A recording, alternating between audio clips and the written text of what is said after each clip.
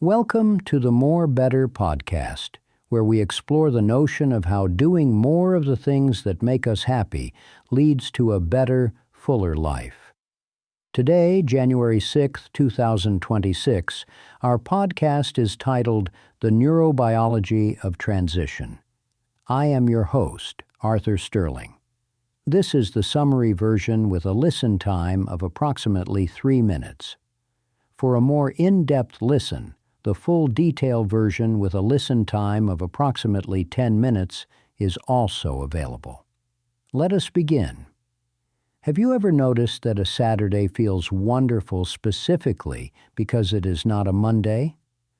There is a biological rhythm to our working lives, a cadence of stress and release that our brains have adapted to over decades. But when we enter retirement or a major life shift, and every day becomes a Saturday, that rhythm vanishes. We often anticipate this freedom with joy, yet when it arrives, many of us feel a subtle, unexpected disorientation. This is not a failure of character.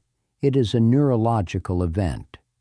Today we are looking at the science behind why major life transitions feel the way they do. According to sociologists who study role theory, our professional identities often provide the scaffolding for our days. When that scaffolding is removed, we lose more than a paycheck.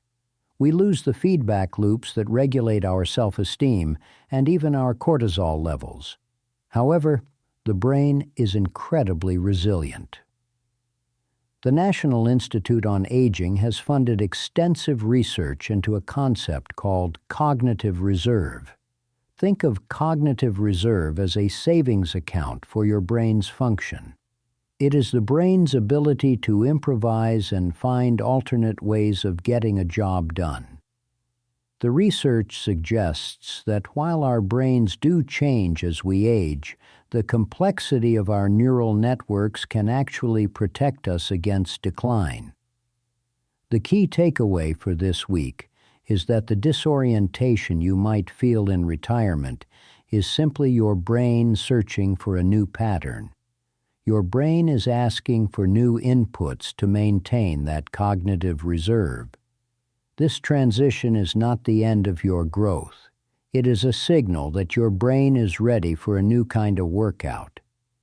In our full-length episode, we dive deeper into how to build this reserve and why maintaining a sense of purpose is just as important for your neurons as it is for your spirit. For now, take a deep breath and remember, feeling a little lost is just the first step in finding a new path.